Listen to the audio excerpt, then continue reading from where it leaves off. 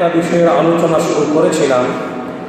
বিষয়টা ছিল যে মুমিন মুসলমান, সে নর হোক বা নারী হোক, পুরুষ হোক বা মহিলা হোক, যদি কারো ভিতরে 10টি গুণ থাকে তাহলে আল্লাহ তাআলা তার জন্য জান্নাত প্রস্তুত করে রেখেছেন এবং তার জন্য মহা পুরস্কারের ব্যবস্থা করে রেখেছেন।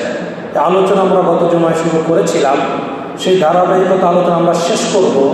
তবে এই শুক্রবারে আমরা একটু অন্য বিষয়ে আলোচনা করা বেশি প্রয়োজন মনে করছি।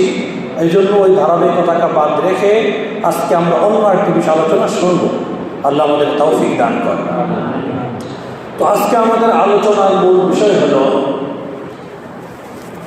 এই দুনিয়াতে আল্লাহ তাআলা মানুষের জন্য যখন যেটা কল্যাণকর মনে করেন তখন তার জন্য সেই জিনিসের ফায়সালা এবং ব্যবস্থা করে দেয়। যদিও বাহ্যিকভাবে আমরা কোনো একটা ব্যবস্থাকে অপছন্দ করি, অসুন্দর ভাবি, কিন্তু আল্লাহ তাআলা জানেন আমাদের কাছে যেটা বাহ্যিকভাবে অপছন্দ এটার পিছনে কোনো কল্যাণ নিহিত রয়েছে, এই জন্য আল্লাহ তাআলা এটা করেন। কোরআনের মধ্যে সূরা বাকারা 2 নম্বর পারার শেষের দিকে আল্লাহ পাক রব্বুল আলামিন বলেছেন, ওয়াসা আন তাকরাহু শাইআন ফাহুয়া খায়রুল লাকুম ওয়াসা আন তুহিব্বু শাইআন ফাহুয়া শাররুল লাকুম। দুনিয়াতে এমন অনেক বিষয় আছে বাহ্যিকভাবে তোমরা যেগুলোকে অপছন্দ করো, অথচ এটার পিছনে তোমাদের জন্য প্রভূত কল্যাণ লেখা আছে। এর বিপরীত বলেন অনেক বিষয় আছে যেগুলোকে বাহ্যিকভাবে তোমরা খুব পছন্দ করো, খুব কামনা করো, কিন্তু তোমরা জানো না এটার পিছনে অনেক খারাপই রয়েছে। এই জন্য আল্লাহ তাআলার পক্ষ থেকে যখন যে বিষয়ের ফয়সালা হয়, আল্লাহ তাআলা যখন যে বিষয়ে সমাধান দেন সেটাকে মেনে নেওয়া, ওটার উপরে সন্তুষ্ট থাকা, ওই অবস্থায় থেকে নিজের জীবনকে, আমলকে আখিরাতমুখী বানানো, জীবনকে সুন্দরভাবে পরিচালনা করা, এটা হলো প্রত্যেকটা মুমিন মুসলমানের জন্য জরুরি দায়িত্ব, কর্তব্য। সেই দৃষ্টিকোণ থেকে সূরা আলে ইমরানের মধ্যে শুরুর দিকে 2-4 পৃষ্ঠা পড়েই আল্লাহ তাআলা একটা বিশেষ ঘোষণা দিয়েছেন।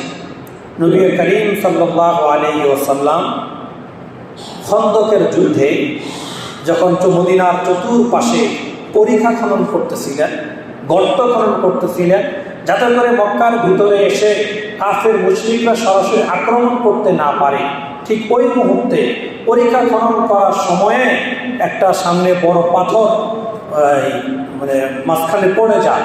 যে পাথরটা কেউ ভাঙতে পারতেছিলেন না। নবীজি নিজে কয়েকবার সেই পাথরের মধ্যে আঘাত করেন এবং কয়েকবার সেখান থেকে বিজলির মতো আগুন স্ফুলিঙ্গ বের হয়। তখন এরপরে নবীজি বলেন, অচিরে আল্লাহ তাআলা মুসলমানদের হাতে সারা বিশ্বের সবচেয়ে বড় বড় পরাশক্তি যে 2টা আছে, রোম আর পারস্য, এই 2টার বিজয় দান করেন। এটা দেখে মুনাফিক যারা ছিল তারা খুব একটা টিটকারের হাসি দিচ্ছিল। আরে কি স্বপ্ন দেয় মোল্লা, ভাত পায় না, দম ধারানোর মতো সাহস নাই, সেই মোল্লায় স্বপ্ন দেখতেছে কি রোম পারস্য তাদের হাতে চলে আসবে, টিটকারের হাসি দিয়েছে।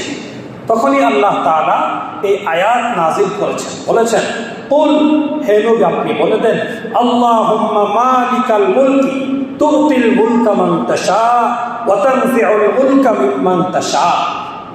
হে আল্লাহ, হে নবী আপনি বলে দেন, মানে আপনার আল্লাহর কাছে আপনি বলেন, হে আল্লাহ আপনি তো মহা পৃথিবীতে যাকে চান কোনো জায়গার রাষ্ট্র ক্ষমতা দান করেন, আর যাকে চান তাকে টেনে হেঁচড়ে ওই রাষ্ট্র ক্ষমতা থেকে লাথি মেরে নামিয়ে দেন।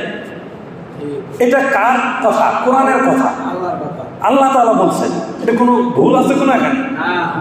পরিষ্কার আল্লাহ বলেছেন, আল্লাহুম্মা মালিকাল মুলক, সমস্ত দেশের মালিককে আল্লাহ তাআলা।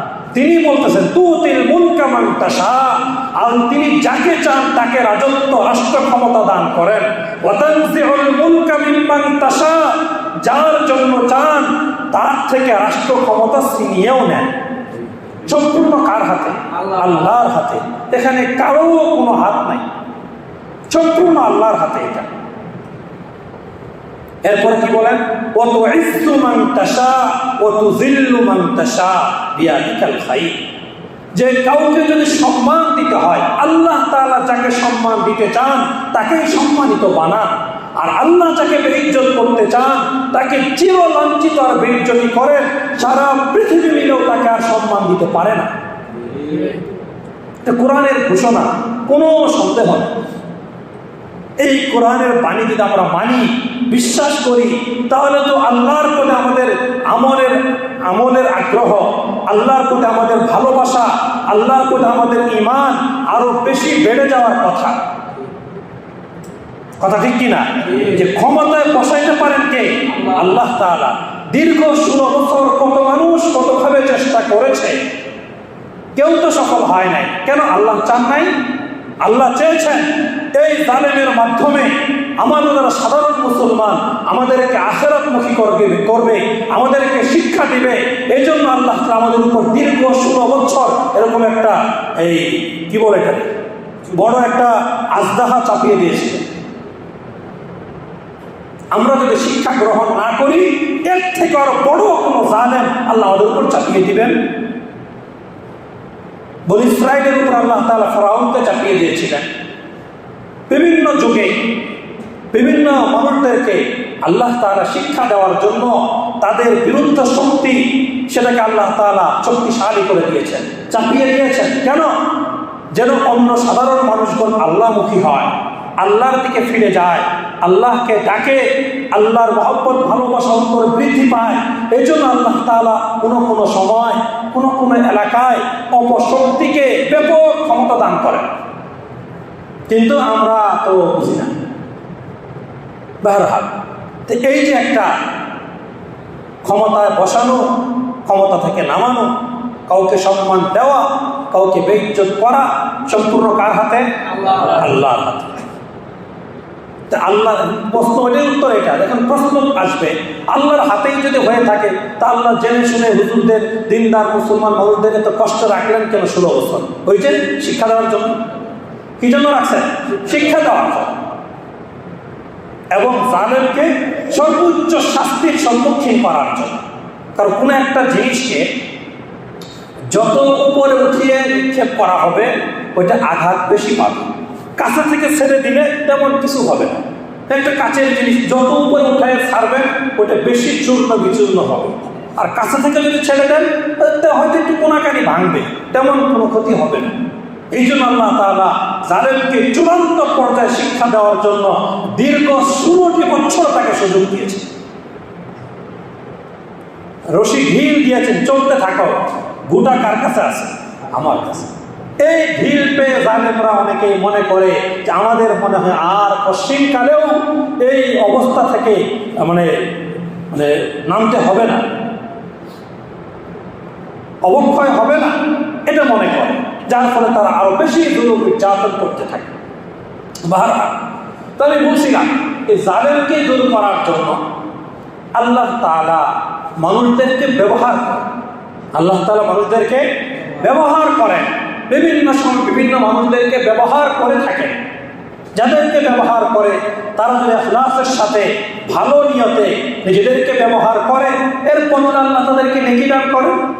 আর যদি কোনো ব্যক্তি স্বার্থ হাসিলের জন্য নিজেদেরকে ব্যবহার করে, তাহলে তাদেরকে পরবর্তীতে আসতে ধরা সাজা। মনে করেন একটা বড় একটা পাথর, বিশাল বড় একটা পাথর, এই পাথরটা ভাঙা দরকার, পাথরটা ভেঙে ফেলা দরকার। তো 3-4 জন মানুষ আসছে, বড় বড় হামার নিয়ে, হাতুড়ি নিয়ে বাড়িয়ে দিয়েছে, ভাঙতে পারে। তো প্রথম দিন কিছু মানুষ সেখানে অনেক প্রচন্ড বেগে আঘাত করে গেছে, পাথর ভাঙে নাই। এরপরে 1 সপ্তাহ পরে আরো কিছু মানুষ এসে এটার উপরে প্রচন্ড বেগে আঘাত করে গেছে, তবুও ভাঙে নাই।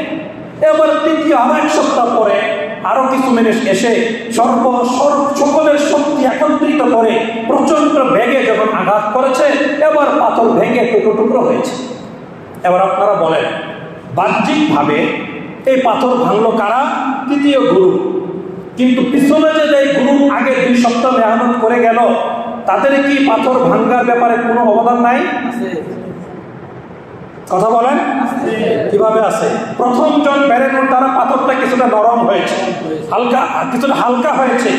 এরপর দ্বিতীয় গুরু এসে যখন আবার এর উপর পিটাই উঠাইছে, বাড়ি দিছে, ওটা আরেকটা হালকা হয়েছে। এরপর থেকে গ্রুপ এসে যখন সর্বশক্তি নিয়ে আক্রমণ করেছে তখন একেবারে ভেঙে চূর্ণ বিচূর্ণ হয়ে গেছে। কাজেই শুরু থেকে জালেমকে দূর করার জন্য যারা যেভাবে মেহনত করেছে, কারো মেহনতকে, অতীতের কারো কোনো মেহনতকে খাটো করে দেখবার অধিকার কারো নাই। একথা বলার কোনো অধিকার নাই, অমুকের এটাকে সরকারের ব্যাপারে কোনো অবদান নাই, একথা বলা যাবে না। যুগে যুগে শুরু থেকে সেই হেফাজতের সময়, এর আগে 9 সালে ফতোয়া বিরোধী আন্দোলনের সময়, এরপরে 13 সালে হেফাজতের সময়, আর বিভিন্ন সময় বিভিন্ন দল এই জালেমকে সরানোর জন্য নানানভাবে চেষ্টা করে গেছেন। এই সকল চেষ্টা আস্তে আস্তে জমতে জমতে সেটা কিছুটা নরম হয়েছে। এরপর এবার এসে যখন সর্বসম্মতিক্রমে শক্তিশালী ধাক্কা দেওয়া হয়েছে, সেই পাথর ভেঙে চূর্ণ বিচূর্ণ হয়েছে। অতীতের যাদের মেহনত ছিল, অতীতের যাদের এই পাথরে বাড়ি দিয়েছিল, তাদের এই মেহনত গুলোকে কি অস্বীকার করার সুযোগ আছে? একদল মানুষ অতি উৎসাহিত হয়ে, অতি আবেগী হয়ে পিছনের মেহনতকারী লোকদের মেহনতকে ভুলে যাচ্ছে। এটা অন্যায়। এরকম নাশুকরি যদি করা হয় কপালে আবার বিপদ আসবে। এই জন্য খুব চৌকান্নার সাথে, খুব ইনসাফের সাথে, খুব সতর্কতার সাথে কথা বলতে হবে, পদক্ষেপ নিতে হবে, সামনে অগ্রসর হতে হবে, না হয় বিপদ আবারও সামনে আসে।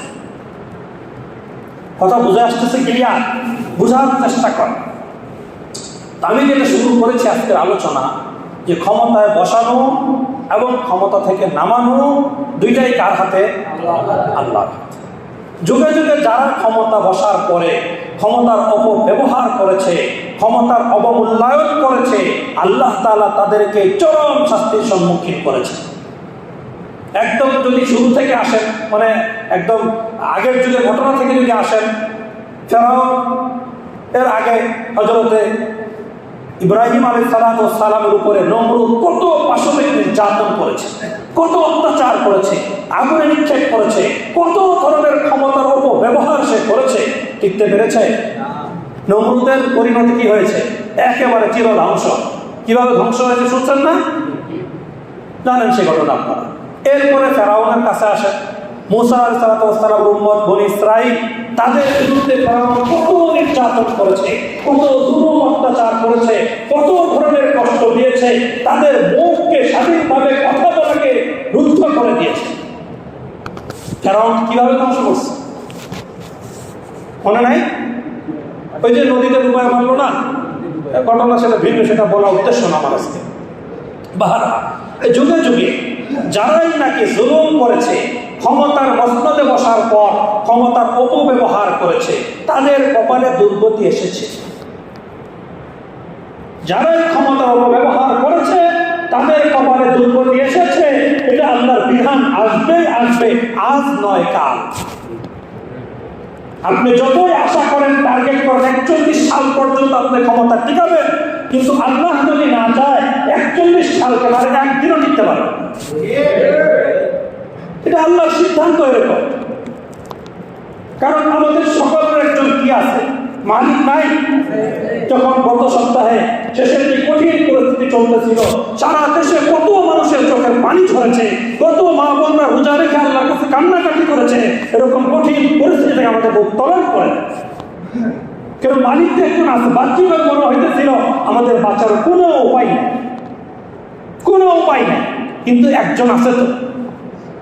ওনার উপরে সর্বশেষ ভরসা, ওনার উপরে সর্বশেষ আস্থা। হয়তো কারো কারো ডাক আল্লাহ তারা শুনেছেন। ওই ডাক শুনে যারা কিছু মানুষ তো রাতে রুটে ঘাটে আন্দোলন করেছে, আর কিছু মানুষ নীরবে আড়ালে বসে মহান আল্লাহর সঙ্গে খুব সম্পর্ক দৃঢ় করেছে, মজবুত করেছে, চোখের পানি ছেড়েছে। কারো অবদান কম না। আল্লাহ তাআলা কারো না কারো ডাক শুনেছেন, সাড়া দিয়েছেন। আল্লাহ তাআলা এই কঠিন পরিস্থিতি থেকে বাংলার মানুষকে সাধারণ স্বাভাবিক জীবন দান করেছে। আমি যেটা বলছিলাম, ক্ষমতা পাওয়ার পরে ক্ষমতার অপব্যবহার, ক্ষমতার অপব্যবহার মধ্যে সবচেয়ে বড় অপব্যবহার হলো জুলুম। কথাটা খুব খেয়াল করেন। ক্ষমতা পাওয়ার পরে সবচেয়ে বড় অপব্যবহারটা কিসের মাধ্যমে হয়? জুলুমের মাধ্যমে হয়, অত্যাচারের মাধ্যমে হয়। জুলুমের বাংলা হলো অত্যাচার করা, মানুষের উপর কি করা? অত্যাচার করা। যে অত্যাচার করে তাকে বলা হয় জালেম, আর যার উপর অত্যাচার করা হয় তাকে বলা হয় মাজলুম। বুঝাচ্ছে কথা? যে অত্যাচার করে তার নাম কি? জালেম। যাদের উপর অত্যাচার করে তাদেরকে বলা হয় কি? মাজলুম। এই হলো মাজলুম। যারাই জুলুম করেছে ক্ষমতা পাওয়ার পরে, অত্যাচার করেছে, তাদের উপরে বিপদ চলে আসছে, গজব চলে আসছে, নানামুখী কষ্ট তাদের উপর চলে আসছে। কেন? কোরআনের মধ্যে প্রায় 25 জায়গায় আল্লাহ তাআলা এই জুলুমের ভয়াবহতা সম্পর্কে আলোচনা করেছে। 1-2 জায়গায় না, 25 জায়গায় কমপক্ষে। এই জুলুম এত মারাত্মক অপরাধ, এত মারাত্মক অন্যায়। আল্লাহ নিজে বলে জুলুম করাকে আমি আমার জন্য হারাম করেছি। আমি কোন বান্দার উপরে জুলুম করব, এই কাজ করা আমি আল্লাহর জন্য আমি নিজে হারাম করেছি। এত মারাত্মক অন্যায় হলো জুলুম। আর এই জুলুম করে হলো কারা? যারা কোনো না কোনো ভাবে কোনো ক্ষমতা পায়, রাষ্ট্রীয় ক্ষমতা হোক, সামাজিক ক্ষমতা হোক, পারিবারিক ক্ষমতা হোক, কোনো প্রাতিষ্ঠানিক ক্ষমতা হোক, যে কোনো ব্যবসার ক্ষমতা হোক, যে কোনো ক্ষমতা পাওয়ার পরে অধীনস্থদের উপরে যারা অত্যাচার করে, জুলুম করে, তাদের ব্যাপারে এই হুমকি। ওমা লিয-যালিমিনা মিন নাসীর। আল্লাহ তাআলা বলেছেন যারা নাকি জালেম হবে, জালেম প্রমাণিত হবে, কারো উপর জুলুম করবে, তারা দুনিয়া এবং আখিরাতে কোনো সাহায্যকারী পাবে না।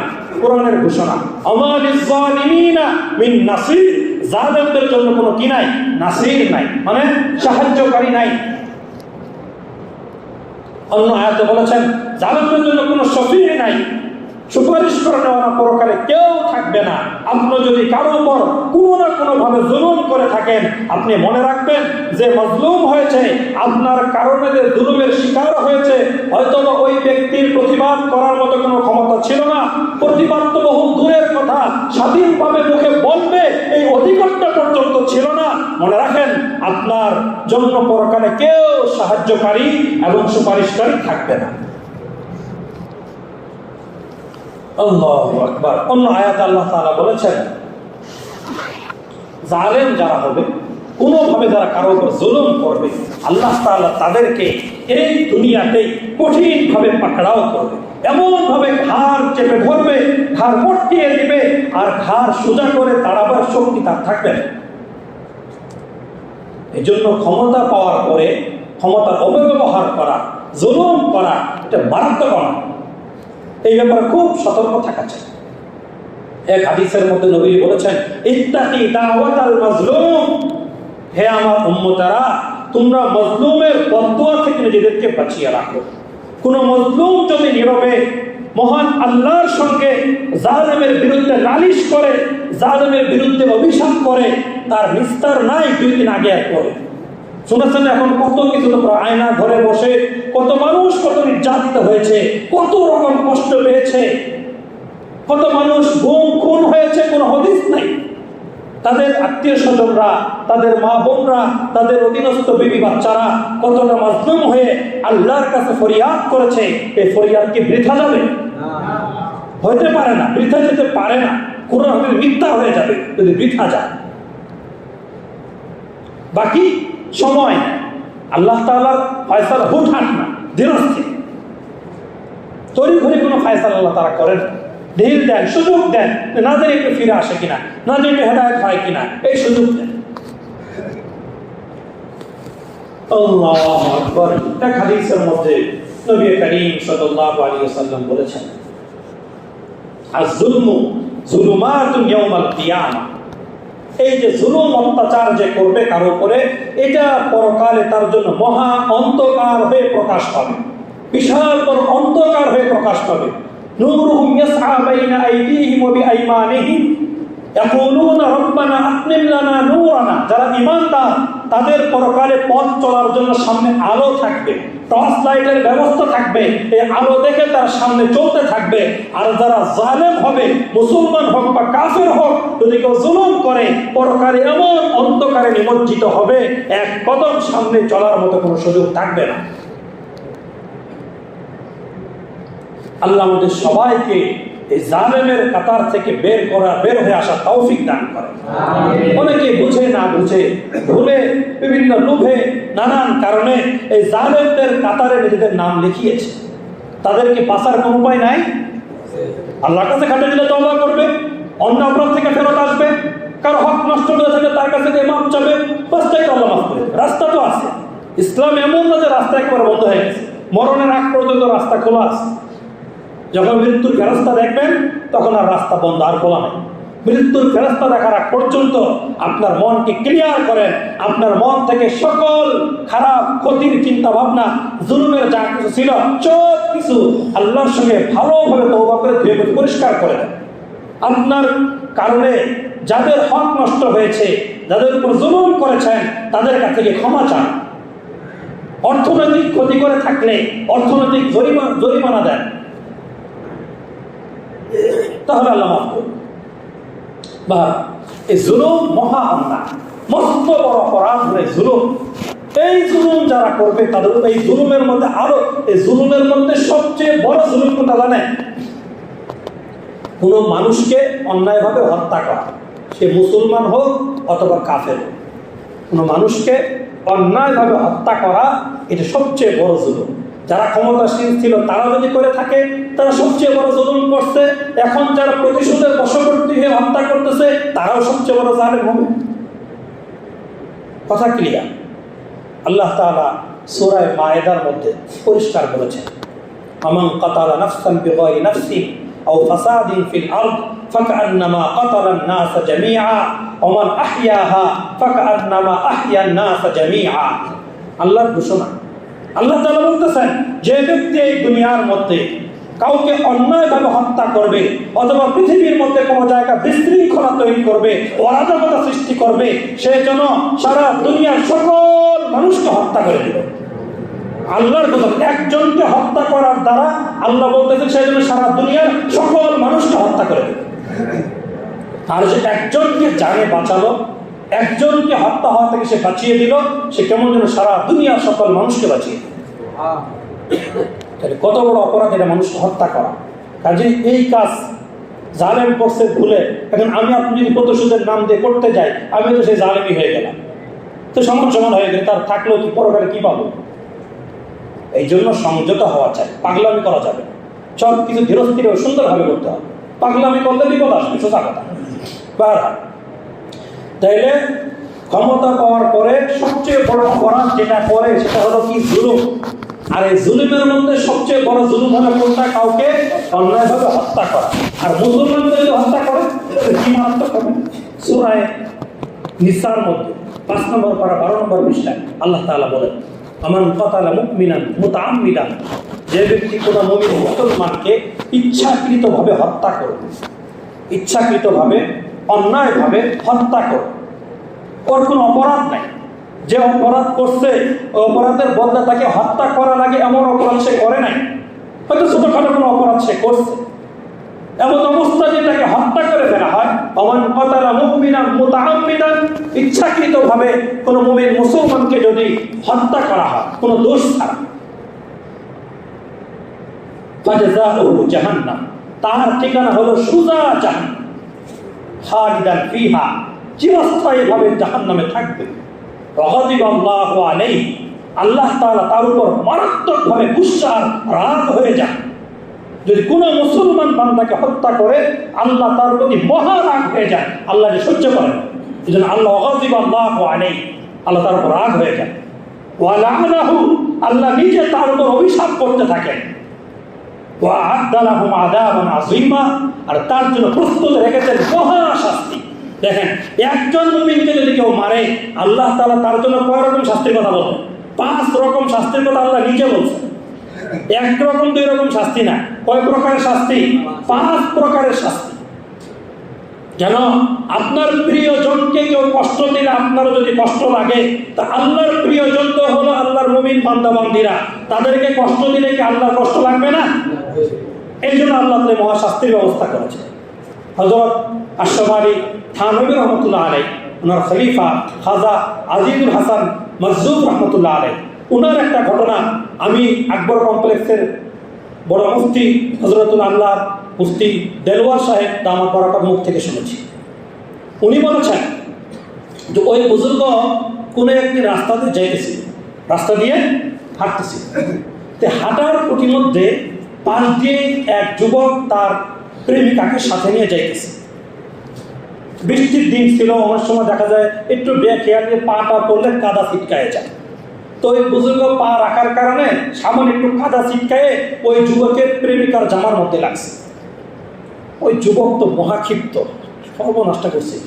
এই বুড়ার ঘরের বুড়া, এই মুলুবি বাচ্চা, মুলুবি কামড়া মুলুবি, খুব শরীরে রক্ত গরম হয়ে গেছে। রাগ হইয়া ওই বুড়ার গায়ে কষা একটা কি মেরে দিচ্ছে, থাপ্পড় মাথা গেছে। থাপ্পড়কে বুড়া পড়ে গেছে, ওই কাদার মধ্যে বুড়া কি হয়ে গেছে, পুরা শরীরটা মাখায় গেছে। স্বাভাবিক মাখাবে না তো, আস্তে করে উঠে তার দিকে তাকায় অনেক, হেঁটে চলে গেছে। কিছু দূর যাওয়ার পরে এখন ওই যে যুবক যুবতী যে একসাথে চলতেছিল, ওই যুবতীটা আর হাঁটতে পারে না, আস্তে আস্তে মাটির মধ্যে গায়ে যেতেছে, মানে মাটির মধ্যে ধসে যেতেছে। আরে কি আজব কাণ্ড, মারাত্মক পেরেশান, হাল চিল্লাচিল্লি শুরু হয়ে গেছে। আরে কি ঘটনা? তখন কাদা পরিষ্কার হয়ে গেছে, রাস্তায় হাঁটতে পারতেছে, এরকম মাটি ধসে যেতেছে। আশেপাশের লোকজন বলতে কি হয়েছে ভাই, তোমাদের ঘটনা কি? করে তারা বললো যে এই ঘটনা। তখন আশেপাশের লোকজন বলছে, ওই বুড়া লোককে তোমরা চিনতে পারো না, এখনো সময় আছে, দৌড়ে তার কাছে যাও, গিয়ে তার কাছে মাপ চাও, তার কাছে দোয়া দাও, আজ না হয় তোমাদের পরিণতি আরো করুণ হবে। এখন এই যুবক তোমার খারাপ, এই প্রেমিকা বাসা দেবো না, দৌড়ে গেছে খাজা আজিজুল হাসান মজরুর রহমতুল্লাহ আলাইহির কাছে। তোমার কাছে যাওয়ার পরে বলছে, হুজুর ভুল হয়েছে, মাফ করে দেন।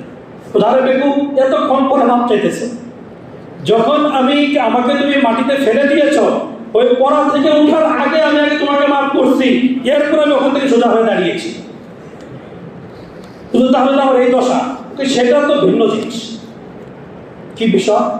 বিষয় হলো তোমার প্রেমিকার প্রতি তোমার যতটুকু ভালোবাসার মহব্বত আছে, যার ফলে তার শরীরে কাপড়ের সামান্য কাদা লাগার কারণে তুমি আমার প্রতি কতটা ক্ষিপ্ত হয়ে আমার প্রতি তেড়ে এসেছ, আমাকে মাটিতে ধরাশায়ী করে ফেলে দিয়েছ। কাজে আমি এই গোড়ারও তো কারো না কারোর সঙ্গে প্রেমের সম্পর্ক আছে, আমারও কারো না কারোর সঙ্গে প্রেম আর ভালোবাসার সম্পর্ক আছে। আমাকে যিনি ভালোবাসেন, আমাকে যিনি মহব্বত করেন, তার ভালোবাসা তো তুমি তোমার প্রেমিকাকে যতটুকু ভালোবাসো তার থেকে বহু হাজার গুণে বেশি আমার মাওলা আমাকে ভালোবাসেন। কাজে আমার মাওলার ভালোবাসার পাত্রকে যখন তুমি আঘাত করে মাটিতে ফেলে দিয়েছ, আমার মাওলা আর সইতে পারে নাই, এই জন্য তার তোমার প্রেমিকার অবনতি হচ্ছে। এই জন্যই বললাম, কোন মুমিন বান্দাকে যদি কেউ অন্যায়ভাবে হত্যা করে, আল্লাহ তাআলা তার জন্য 5 প্রকার শাস্তি নির্ধারণ করে রেখেছেন। 1-2 প্রকার না, কয় প্রকার? 5 প্রকারের শাস্তি। এই শুনাইলাম। আল্লাহ আমাদের সবাইকে জালেম হওয়া থেকে হেফাজত করেন। জালেম হলে উপায় নেই, জালেমকে যারা কোনোভাবে সহযোগিতা করবে তাদের অবস্থা পরিণতি হবে। ওয়ায়াউমা ইয়াউদ্দু যালিমু ইয়া লাইতানি ইত্তাখাযতু ফুলানান খালিলা ইত্তাখাযতু রাসূলা সাবিলা। যে সূরা ফুরকানের মধ্যে আল্লাহ পাক রব্বুল আলামিন বলেছেন যে জালেমরা যারা কারো প্রতি জুলুম করেছে তাদের অবস্থা এমন হবে, তারা আঙ্গুল কামড়াতে কামড়াতে বগল পর্যন্ত কামড়ায় খেয়ে ফেলবে, আর আফসোস করবে যে রাসূল আমাদেরকে যে পথে দেখেছিল, রাসূলের ওয়ারিস উলামায়ে কেরাম আমাদেরকে যে পথে দেখেছিল, সেই পথে আমরা কেন আসলাম না। ইয়া লাইতানি লাম আত্তাখিয ফুলানান খালিলা, ইয়া ওয়াইলাতা লাইতানি লাম আত্তাখিয ফুলানান খালিলা। হায় আফসোস, আমরা যদি অমুককে বন্ধু হিসেবে গ্রহণ না করতাম, অমুকের দলে নিজের নামকে না দেখাতাম, অমুকের দলে নিজেকে সম্পৃক্ত না করতাম, তাহলে তো আজকে আমার এই পরিণতি হয় না। আফসোস যে করবে এটা আল্লাহ আগে আমাদেরকে জানায় দিয়েছে। যারা জালেমকে সহযোগিতা কোনোভাবে করেছে, যারা জালেমকে কথার মাধ্যমে কাজের মাধ্যমে কোনো না কোনোভাবে সহযোগিতা করেছে, তাদের অবস্থা পরকালে কি হবে? এখন বলবেন আমরা তো চাকরি করছি, চাকরি করলে কমান্ডারের ওয়ার্ডার মান্য করা জরুরি, চাকরি ঠেকানোর জন্য আমি গুলি চালাইছি। যেই চাকরি করার দ্বারা মহান আল্লাহ পাকের হুকুমের নাফরমানি করা লাগে, ওই চাকরি করা কোনো মুসলমানের জন্য জায়েজ নাই। তুমি কেন এমন চাকরি করতে গেলা যে চাকরি করতে গিয়ে তোমার চাকরি বাঁচানোর জন্য নির্দ্বিধায় আরেক মুসলমানের বুকে গুলি চালাইতে হবে? তুমি এমন চাকরি কেন ছেড়ে দিলা না? এজন্য তোমাকে ডান্ডা লাগানো হবে। মনে রাখো তুমি। আর দুনিয়ার আদালতে মাফ পেয়ে যাইবা, কিন্তু আল্লাহর আদালতে মুক্তির কোনো রাস্তা নেই। জালেমের যে সহযোগিতা করবে সে পরকালে এইভাবে আফসোস করবে। ওয়াকানা শাইতানু লিল ইনসানি খাযুলা, এই সূরা আল্লাহ তাআলা বলেন শয়তান মানুষকে খারাপ কাজের দিকে ডাকে, খারাপ কাজের দিকে উৎসাহিত করে, খারাপ কাজ করতে, অন্যায় জুলুমের কাজ করতে বাধ্য করে। এরপর যখন ওই মানুষটা খারাপ কাজ করে, শয়তান তাকে ছেড়ে দূরে চলে যায়। এমন ভাবে চলে যায় আর ধৈর্য ছোঁয়ার বাইরে খুঁজেও পাওয়া যায়। দুনিয়াতেই তো প্রমাণ, পরকালে হবে না? ওয়াকানা শাইতানু লিল ইনসানি খাযুলা, খুলে দেখেন সূরা ফুরকানের আয়াত 19 নম্বর পারা প্রথম পৃষ্ঠায় আছে, খুলে দেখেন। ওয়াকানা শাইতান, শয়তানের অনুসারী যারা হবে, শয়তানের বংশধর যারা হবে, তারা তার অধীনস্থদেরকে এভাবে ছেড়ে চলে যাবে। যায় না? সবাইকে, কত মানুষ তার ক্ষমতা টিকানোর জন্য কত কষ্ট করছে, কত প্রাণ দিছে, কত চেষ্টা করছে, কত কিছু করছে। কই কোন নেতা কর্মীর চিন্তা কি করেছে? কোন নেতা কর্মীর চিন্তা কি করেছে? বাস ওনার বিপদ সামনে দেখছে, সবাইকে ফেলে রেখে চলে গেছে। দুনিয়াতেই যদি এমন হয়, তাহলে পরকালে কি মনে করেন সামনে থাকবে? থাকবে সামনে? অন্য সূরা ইব্রাহিম 13 পারা, এটা শুনেন। সূরা ইব্রাহিম 13 পারা 17 নম্বর পৃষ্ঠা আল্লাহ তাআলা বলেন, وقال الشيطان لما قضي الامر ان الله وعدكم وعد الحق ووعدتكم فاخلفتكم, যখন আল্লাহ তাআলা ফয়সালা চূড়ান্ত হয়ে যাবে, আল্লাহ তাআলা যখন ফয়সালা চূড়ান্ত করে দিবে যে জাহান্নামীরা জাহান্নামে, জান্নাতীরা জান্নাতে, তখন যারা জাহান্নামে যাবে তারা বলবে, এই আমার ওই নেতাটা কোথায় রে? যেই নেতার কথা শুনে আমি আজকে এখানে আসছি, যে নেতার পিছনে পিছনে চলে আমি উমুকের গায়ে গুলি চালাইছি, উমুকের সম্পদ লুণ্ঠন করছি, উমুকের দোকান ভাঙচুর করেছি, উমুক নারীর ইজ্জত নষ্ট করেছি, আমার ওই নেতাটা কোথায়? এটা আল্লাহ বলছে, আমার বানানো কথা। আল্লাহ কোরআনে বলছে, সূরা ইব্রাহিম খুলে দেখেন, সূরা ইব্রাহিমের 26 নম্বর আয়াত, আপনি যা খুলে দেখবেন নামাজের পরে। আল্লাহ তাআলা বলছেন, ওয়াকালা শাইতান লাম্মা কুদিয়াল আমর, যখন সিদ্ধান্ত চূড়ান্ত হয়ে যাবে তখন জাহান্নামীরা তাদের নেতাদেরকে তালাশ করবে। নেতারা বলবে, বা নেতারা যাদের কথায় চলছে শয়তান, সে বলবে, ইন্নাল্লাহা ওয়াদাকুম ওয়াদাল হক, আরে বোকার দল, আল্লাহ তাআলা তোদেরকে যে ওয়াদা দিয়েছিল, মোল্লা মুলুবীরা মসজিদে বসে গলা ফেটিয়ে তোদেরকে যে ওয়াদা দিয়েছিল সেটা ছিল সত্য ওয়াদা, ওটা ছিল সত্য অঙ্গীকার। আর আমি তোদেরকে যে ওয়াদা দিয়েছিলাম, যে লোভ লালসা দেখিয়েছিলাম, এটা ছিল মিথ্যা ওয়াদা, আমি সেটা আজকে ভঙ্গ করে দিলাম। এখন তোদেরটা তোরা বুঝ, আমারটা আমরা বুঝে জানি না। কি করবে? আল্লাহ সব বলে দেয় নাই? এখন আমরা যদি খুঁজে না পাই, আমরা যদি এটা না মানি, এটা আমাদের ব্যর্থতা। আল্লাহ তো সব বলে গেছে, আল্লাহ সব ক্লিয়ার করে বলে গেছে। আল্লাহু আকবার। ওয়ামা কানা লি আলাইকুম মিন সুলতান ইল্লা আন দাউতুকুম ফাস্তাজাবতুম লি, শয়তানের কথা বলবে, ওয়ামা কানা লি আলাইকুম মিন সুলতান, আমি তোমাদের ঘাড় ধরে অন্যায় কাজ করাই নাই, আমি তোমাদেরকে বলি নাই এই তুই তাড়াতাড়ি আমেরিকার কাতারে নাম লেখা, ফেরাউনের কাতারে নাম লেখা, উমুকের কাতারে নাম লেখা, না হলে তোর গর্দান উড়াই দিবি। শয়তান কোনোদিন স্বপ্নের মধ্যে কারের কথা বলছে? বাস্তবে তো বলেই নাই, স্বপ্নের মধ্যে কেউ দেখছেন শয়তান এসে আপনাকে বলছে অমুক জায়গায় নাম লেখা? বলছিল কারো কোনোদিন? এটাই শয়তান বলবে, ওমা কানা লি আলাইকুম মিন সুলতান, তুমি দুনিয়াতে তোমাদের উপর আমার কোনো ব্যক্তিগত পাওয়ার ছিল না, আমার কোনো ক্ষমতা ছিল না যে তোমাদেরকে ঘাট ধরে কোনো কাজ করাবো। আমি শুধু তোমাদেরকে একটু রাস্তা দেখাইছি, একটু পরামর্শ দিচ্ছি, তুমি সেদিকে গেলা কেন? তুমি সেদিকে কেন গেলে? হুজুর উলামায়ে কেরাম তোমাদেরকে সঠিকটা বোঝায় নাই, সে বুঝ মানলে না কেন? বরং হুজুরদেরকে জেলে ঢোকানোর চিন্তা করেছ, হুজুরদেরকে কষ্ট নির্যাতন করার চিন্তা করেছ, হুজুরদের কথা শোনো না। এই কথা শয়তান বলবে, ইল্লা আন দাউতুকুম, আমি শুধু তোমাদেরকে দাওয়াত দিয়েছি, শুধু কি করতে একটু ডাকছি, ফাস্তা যাও তুমি, তোমরা আমার ডাকে কি দিয়েছো? সারা দিলা কেন? আমি তো বলি নাই সারা দিতে। এই কথা শয়তান বলবে। ফালা তালুমুনি ওয়ালুমু আনফুসাকুম, কাজেই আজকে আমাদেরকে কোনো ভর্ৎসনা গালমন্দ করিও না, বরং তুমি তোমার নিজেকে গালি দাও। তুমি নিজেকে কি করো? নিজেকে গালি দাও। আমাকে গালি দিয়ে কোনো ফায়দা নাই। দেখেন দুনিয়াতে এরকম বাস্তব ঘটনা ঘটছে না? গত কয়েকদিনের মধ্যে চলে গেছে, কারো কোনো খবর আসেনি। নেতা কর্মীরা এখন তার বিবি বাচ্চার কোনো নিরাপত্তা নাই, ব্যবসা বাণিজ্যের কোনো নিরাপত্তা নাই, ঘর বাড়ির কোনো নিরাপত্তা নাই। যার পিছনে তো নাচলেন সে তো বেঁচে গেল, আপনার অবস্থা থেকে আসি। তো দুনিয়াতে যদি এরকম হয়, পরকালে কি এরকম হবে না? এজন্য পরকালকে সামনে রাখা চাই, পাগলামি করলে হবে না। পরকাল সামনে রাখতে হবে। আমাদের শেষ ঠিকানা তো পরকাল, হয়তো জান্নাত না হয়ে যাবে। দুনিয়াতে কয়দিন? একদিন তো চলে যেতেই হবে। মা আনা বিমুসরিখিকুম ওয়া মা আনতুম বিমুসরিখি, লম্বা আলোচনা। এরপরে সে শয়তান বলবে যে কাজেই আমার সঙ্গে চিল্লাফাল্লা করে কোনো লাভ হবে না, তোমার নিজের আত্মা নিজে চিল্লায় শেষ করো, আমার কোনো দোষ, আমার কিচ্ছু করার নেই। তোমাদের শুধু ডাকছি, তোমরা আসলা কেন? বাহারহাল, এই জন্য জালেমের যদি কেউ কোনোভাবে সহযোগিতা করে, তার পরিণতিও মহা খারাপ হয়ে যাবে। কথা বুঝে আসছে? এই জন্য জালেমের সহযোগিতা করা জায়েজ নাই। কোনোভাবে জালেমকে সাহায্য সহযোগিতা করা জায়েজ নাই। এই ব্যাপারে সতর্ক থাকা। এখন এই জালেম শুধু ক্ষমতা বসলেই কে জুলুম করা যায়, ক্ষমতা ছাড়াকে জুলুম না?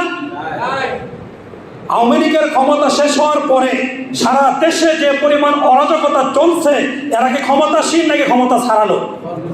তাইলে আপনারা কেন জুলুম করতেছেন? আপনাদের খালি আওয়ামী লীগের বিচার হবে, আপনাদের বিচার হবে না নাকি? আল্লাহ কি শুধু আপনাদের? আওয়ামী লীগের আল্লাহ নাই? এই কেমন কথা? শাস্তি যদি আওয়ামী লীগের হয়, অন্য দলের হয়ে যে জুলুম করবে তারও ঠিক ওই শাস্তি হবে, কম হবে না বিন্দু করে। বিজয় দিবসে ইসলামের আদর্শ নাই, কি করতে হবে? কি করেছে নবী যখন মক্কা বিজয় করে, দীর্ঘ 19 বছর নির্যাতিত হওয়ার পরে, কয় বছর? 19 বছর। মক্কায় 13 বছর, মদিনায় 9 বছর। 9 বছরের 10 বছরের মধ্যে 3 বছর আগে তো বিজয়, 1 বছর আগে তো বিজয় হয়েছে, মোট 19 বছর। এই 19 বছর কষ্ট নির্যাতন সহ্য করার পরেও কি পরিমাণ কষ্ট নির্যাতন করা হয়েছে এটা বর্ণনা দিয়ে শেষ করা যাবে।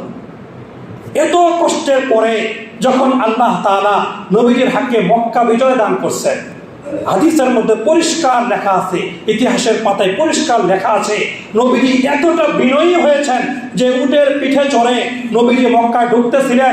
বিনয়ের কারণে, মানে আল্লাহ শুকরিয়ার কারণে নবীজির কপাল বারবার উটের হাওদার সঙ্গে লেগে যাচ্ছিল। আর আমরা বিজয় বেশে যেদিন বিজয় হলো, ওই দিনের কারণে নামাজই পড়া লাগলো না। ওই দিন আল্লাহ নাফরমানি বেশি করে বললাম, এটা তো নাশুকরি করা হলো। এটা কি হলো? আল্লাহ তা নাশুকরি করা হলো। ইসলামের শিক্ষা হলো যখন কোনো বিজয় আসবে তখন আল্লাহর শুকরিয়া আদায় করতে হবে, আল্লাহর সামনে মাথাকে আরো বেশি করে নোয়াতে হবে। এটা ইসলামের শিক্ষা। এরপরে যখন নবীজি মক্কায় ঢুকলেন, মক্কায় ঢোকার পরে একদম পরিষ্কার ভাষণ দিলেন। কি ভাষণ দিলেন? আজকে আমার ভাই ইউসুফ আলাইহিস সালাতু ওয়াস সালাম তার ভাইদেরকে লক্ষ্য করে যে ঘোষণা দিয়েছিলেন, আমিও আজকে আমার ভাই মক্কাবাসীদের ব্যাপারে ওই ঘোষণাই দিয়ে দিলাম। ইউসুফ সালাতু ওয়াস সালাম কি ঘোষণা দিয়েছিলেন? উনি যখন মিশরের গভর্নর হলেন, অর্থমন্ত্রী হলেন, প্রেসিডেন্ট হলেন, তখন তার 10 ভাই যখন খাদ্য সামগ্রী, লম্বা ঘটনা আনার জন্য গেছে, এক পর্যায়ে তারা যখন পরিচয় হয়ে পর্দা উঠায় দেওয়া হয়েছে যে হ্যাঁ উনি হলো তাদের ভাই, যাকে কোথায় ফেলা হয়েছিল, যার উপর জুলুম করে যাকে কুয়ায় নিক্ষেপ করা হয়েছিল, এই হলো সেই ভাই ইউসুফ। আর এই 10 ভাই যারা তার প্রতি জুলুম করেছিল, এখন তার হাতের নাগালে, পায়ের সামনে বসা। চাইলে ইউসুফ আলাইহিস সালাম যে কোনো প্রকার শাস্তির ব্যবস্থা করতে পারতেন, কিন্তু ইউসুফ আলাইহিস সালাম কোনো শাস্তির ব্যবস্থা করেন নাই, বরং বলেছেন লা তাসরিবা আলাইকুমুল ইয়াউম, আজকের এই মহা খুশির দিনে তোমাদের কারো প্রতি কোনো অভিযোগ আমার অন্তরে রাখলাম না, তোমাদের সবাইকে সাধারণ ক্ষমা ঘোষণা করে দিলাম। সুবহানাল্লাহ। এটা ইসলামের আদর্শ। এটা ইসলামের কি আদর্শ? যারা আন্দোলন করেছে বেশিরভাগ মানুষ মুসলমান ছিল নাকি কাফের ছিল বলে? এই যে জানি আমাদের বাংলাদেশের আন্দোলন করলো বেশিরভাগ মুসলমান কিনা, মুসলমানের সন্তান কিনা, তো তাদের আদর্শ এরকম হওয়া দরকার ছিল। কথা বুঝে আসতেছে?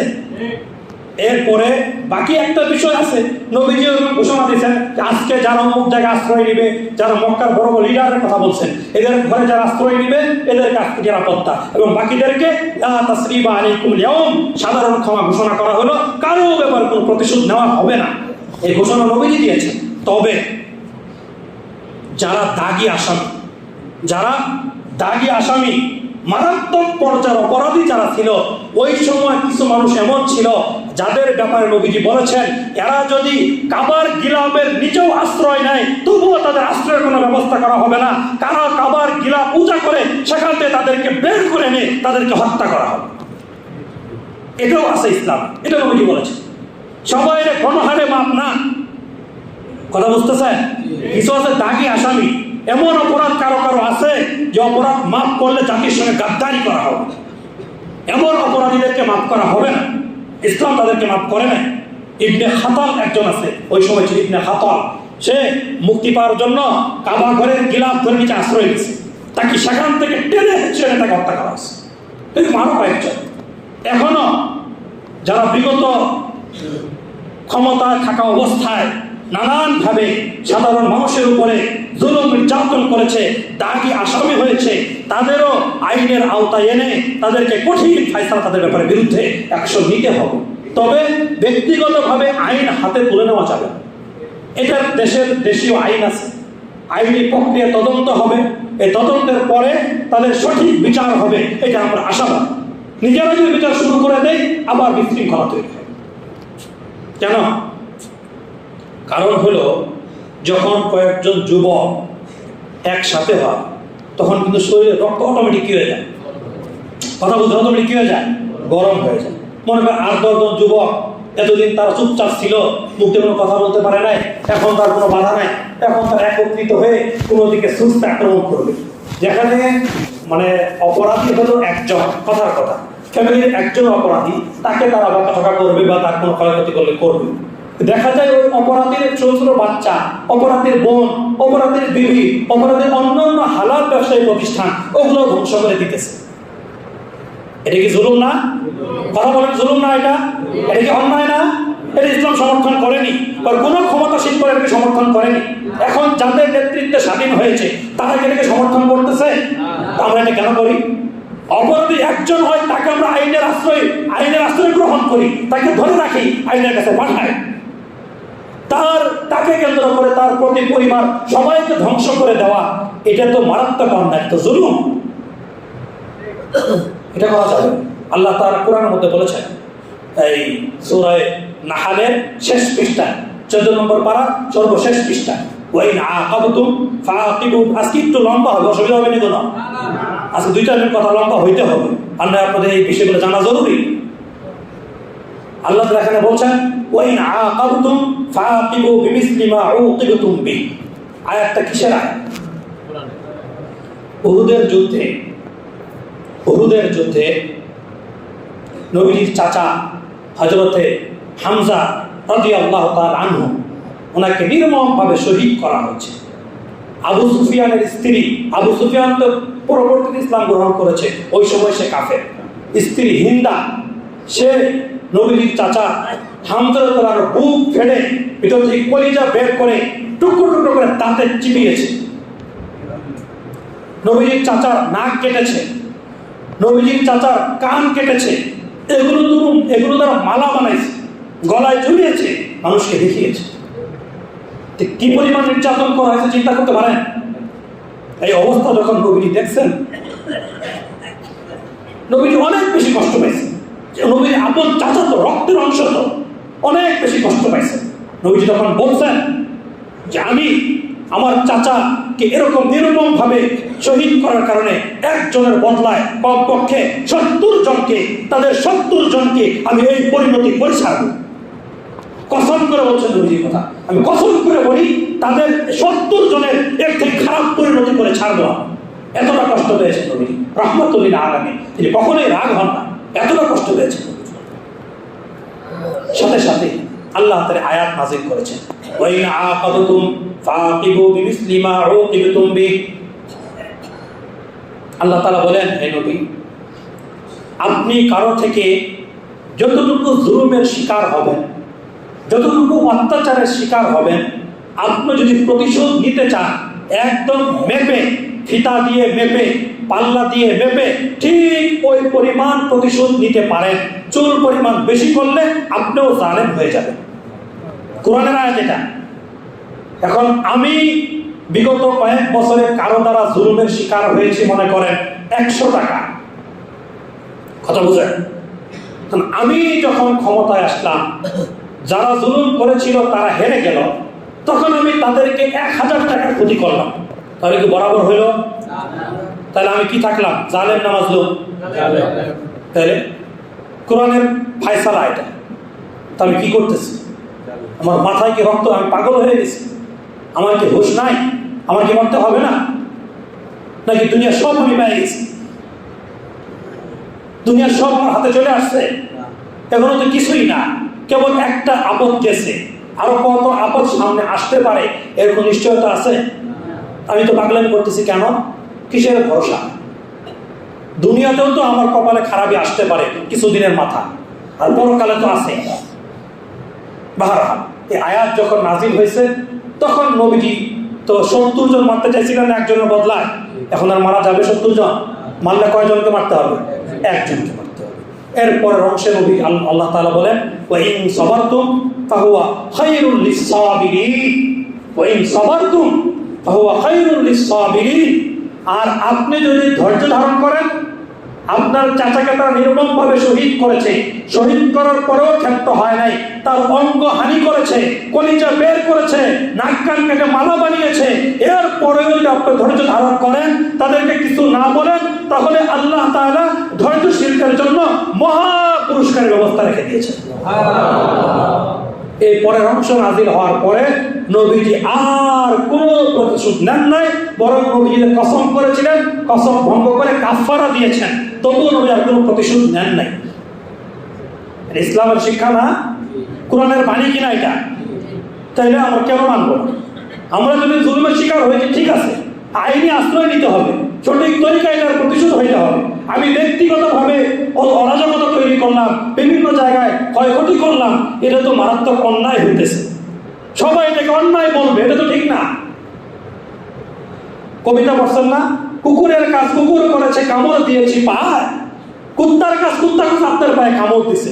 এই জন্য কি আপনি মানুষের কুত্তার পায়ে উল্টা কামড় দিতে পারেন? আপনি যদি কুত্তার পায়ে কামড় দেন, তাহলে কুত্তার মাঝে আপনার মধ্যে পার্থক্যটা কি? কথা বলেন, থাকলে কোনো পার্থক্য? কাজে এই কাজ করা যাবে, পাগলামি করা যাবে। এটা হলো একটা বিষয়। আরেকটা বিষয় হলো, নবীজি বলছেন যে উনসুর আখাকা জালিমান আও মাজলুমান, তুমি তোমার ভাইকে সাহায্য করো, সে জালেম হোক অথবা মাজলুম হোক। সাহাবায়ে কেরাম বললেন, মাজলুমকে সাহায্য করা তো আমরা বুঝলাম, যে দর্জ তাকে কিলাইতেছে, আমরা তাকে কিলানো থেকে বাঁচায় দিলাম, কিল খাওয়া থেকে মাজলুম কি করলাম? বাঁচায় দিলাম। এটা মাজলুমকে সাহায্য করা, এটা তো সবাই বুঝি। জালেমকে সাহায্য করবো কিভাবে? নবীজি বলেছেন, জালেমকে সাহায্য করার অর্থ হলো, জালেম যার প্রতি জুলুম করতেছে, তোমরা তার লাঠিটা পেছন থেকে টেনে ধরো, তোমরা তার হাতকে চেপে ধরো, তোমরা তার মানে রক্ত চক্ষুকে বন্ধ করে দাও, তাহলে তো সে আর অন্যের উপরে জুলুম করবে না।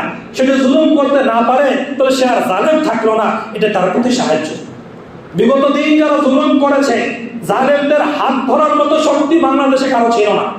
ছিল নি? বলেন, বলারও অধিকার কারো ছিল না। কিন্তু এখন যারা জুলুম করতেছে, এদের হাত ধরার শক্তি সমাজের মুরব্বীদের হাতে নাই।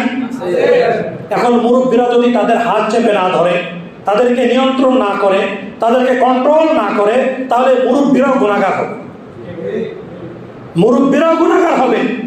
এলাকার মুরব্বী যারা, প্রভাবশালী লোক যারা, এলাকার মাথা যারা, ওনাদের দায়িত্ব হলো এই ছোট ছোট বাচ্চারা যারা বিশৃঙ্খলা করতেছে, তাদেরকে ডাক দিয়ে জমা করে তাদেরকে বোঝানো যে বাবার এরকম বিশৃঙ্খলা করো না, যদি জুলুম করো, এতদিন তারা জুলুম করার কারণে তারা খেসারত দিয়ে গেছে, এখন তোমরা যদি জুলুম করো, তোমাদের খেসারত দুনিয়াতে দিতে হবে, পরকালে তো আছে। কথা বুঝে আসতেছে? এই জন্য এরকম জুলুম, অত্যাচার, ভাঙচুর, অগ্নিসংযোগ, বাড়ি বাড়িকে তল্লাশি, একজনের কারণে 10 জনের উপর আক্রমণ, এটা করা যাবে না। একজন অপরাধী দেখা যায় তার পরিবারের সবাইকে মারতেছে। জাহাজের মালিক হলো অপরাধী, জাহাজের সাধারণ শ্রমিক যারা যারা জাহাজ পাহারা দেয়, যারা জাহাজ চালায়, তাদের উপর আক্রমণ করা হইতেছে। এটা কি জুলুম না? এই জুলুমের কি খেসারত দিবে না? এই জন্য এগুলো থেকে বিরত থাকতে হবে। আরেকটা কথা না বললেই নয়, সর্বশেষ কথা, সেটা হলো এখন অবশ্য বন্ধ হয়েছে, কিছু কিছু সামাজিক যোগাযোগ মাধ্যমে, ইউটিউবে, নানান জায়গায় ব্যাপক প্রচার হয়েছে, ভুয়া প্রচার। সেটা কি? যে সংখ্যালঘুদের নিরাপত্তা নষ্ট হইতেছে, সংখ্যালঘুদের নিরাপত্তা নষ্ট হইতেছে, এই কথাটা প্রচার করা হয়েছে, কিন্তু এই প্রচারটা মিথ্যা প্রচার, এটা মিথ্যা প্রচার, এই প্রচারটা সহি না। এবং কেউ কেউ এটা মনেও করে যে মুসলমান যদি ক্ষমতায় আসে, ইসলাম প্রিয় মানুষ যদি ক্ষমতা পায়, তাহলে সংখ্যালঘুদের অবস্থা খারাপ হবে, এটা মনে করে। এই মনে করাটাও ভুল ধারণা। অথচ ইসলামের মধ্যে সংখ্যালঘুদের নিরাপত্তার ব্যাপারে যত মজবুত দিক নির্দেশনা দেওয়া হয়েছে, পৃথিবীর কোনো ধর্মে, কোনো দেশে, কোনো এলাকায়, কোনো জায়গায় সংখ্যালঘুদের নিরাপত্তার ব্যাপারে এত মজবুত দিক নির্দেশনা কোথাও নেই, অসম্ভব, নাই কোথাও। সংখ্যালঘু মানে কি? কেমন কথা? এতদিন যারা ক্ষমতায় ছিল, যারা জুলুম করেছে, এরা কি সংখ্যালঘুদের উপর জুলুম করে নাই? শুধু তারাই ছিল সংখ্যা গরিষ্ঠ, আর তাদের বাইরে যারা ছিল তাদেরকে তারা মানুষই মনে করতেন, সবাই রাজাকার, সবাই যুদ্ধ অপরাধ, সবার উপর তারা জুলুম করেছে। কথাটা বুঝেন নাই? তো তাদের উপর জুলুম করা হয়, তখন এই কথাটা কেন উঠলো না? সংখ্যালঘুদের উপর জুলুম করা হচ্ছে। সারা বাংলাদেশে মানুষের প্রায় 17-18 কোটি, হেফাজতের সময় জমা হয়তো সর্বোচ্চ 1 কোটি বা 50 লাখ। তাদের উপর নির্বিচারে গুলি চালিয়ে একেবারে সব তছনছ করে দেওয়া হয়েছে। আরো ভ্যান্সির স্থলে বলা হয়েছে এখানে এগুলো মূলত রক্ত নয়, ওইগুলো লাল রং মেশে তারা তামাশা করতে আসছিল, মূলত মানুষের শরীরে রক্ত নয়, এরকম কথা বলে নাই কেউ? তো তারা কি সংখ্যালঘু ছিল না? তখন সংখ্যা গরিষ্ঠরা সংখ্যালঘুর উপর অত্যাচার করে নাই? এই কথা কেন বলা হয় নাই?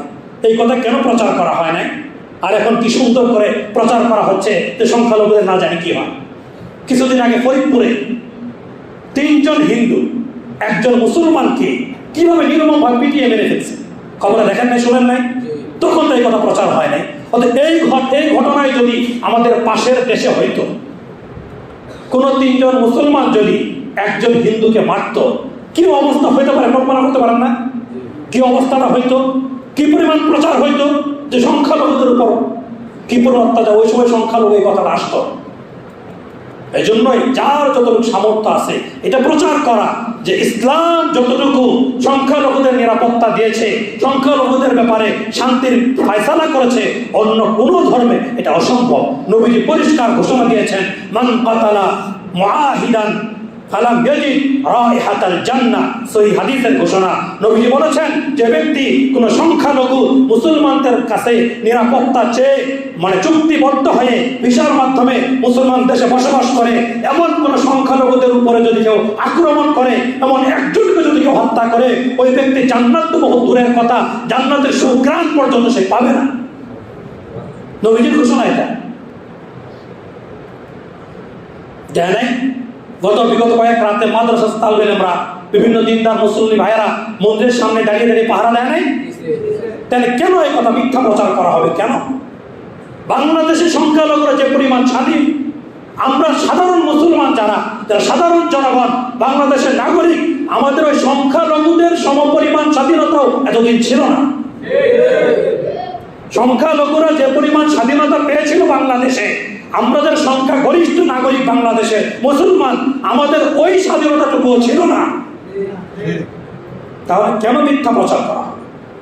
অন্য হাদিসের মধ্যে নবীজি বলেছেন, তিরমিজি শরীফের হাদিস, জিম্মাতুল মুসলিমিনা ওয়াহিদাতুন ইয়াসআ বিহা আদনাহুম, যে কোনো একজন সাধারণ মুসলমান গ্রামের একজন সাধারণ মুসলমানও যদি অন্য কোনো বিধর্মীর নিরাপত্তার দায়িত্ব নেয়, যে আমি তাকে নিরাপত্তা দিলাম, সে আমার বাড়িতে থাকবে, আমি তাকে সর্বোচ্চ নিরাপত্তা দান করলাম, তাহলে ওই গ্রামের, ওই দেশের, ওই থানার সকল মুসলমানের জন্য ফরজ দায়িত্ব হলো ওই আদনা মুসলমান যাকে নিরাপত্তা দিয়েছে ওটাকে স্যালুট দেওয়া, ওটাকে সম্মান জানানো, তার নিরাপত্তা নষ্ট করে ওই বিধর্মীর গায়ের উপর হাত না তোলা। এগুলো ইসলামের বিধান। সংখ্যালঘুদের নিরাপত্তার ব্যাপারে ইসলাম যা বলেছে অন্য কোনো ধর্মে এমন কোনো নজির কেউ দেখাতে পারবে না, সম্ভব না। কাজেই উল্টা পাল্টা আজে বাজে প্রচার করে মিডিয়া নষ্ট করে বাহির বিশ্বে কালারিং করার কোনো সুযোগ নেই। যেন আমরা যেভাবে পারি এই জিনিসগুলো প্রচার করব। আর সরকার অনুরোধ থাকবে, আমাদের এই মহল্লার যারা মসজিদে আসছে এখানের মতো কেউ থাকতে পারে যারা অন্যায়ভাবে মানুষের ক্ষয়ক্ষতি করতেছে, অনুরোধ করব মেহেরবানি করে এই কাজ করা থেকে বিরত থাকেন। যদি করে যান তাহলে এই দুনিয়াতেই আপনার জীবন দশায় আপনার কঠিন বিপদ আসতে পারে, আর পরকালে তো আপনার জন্য মহা শাস্তি আল্লাহ প্রস্তুত করে রেখেছেন, যেন আপনি জালিমের কাতারে শামিল হয়ে যাবেন। আল্লাহ আমাদের সকলকে কথাগুলো সুন্দরভাবে বুঝে আমল করার তৌফিক দান করেন। ওয়া আখিরু দাওয়ানা আলহামদুলিল্লাহি রাব্বিল আলামিন।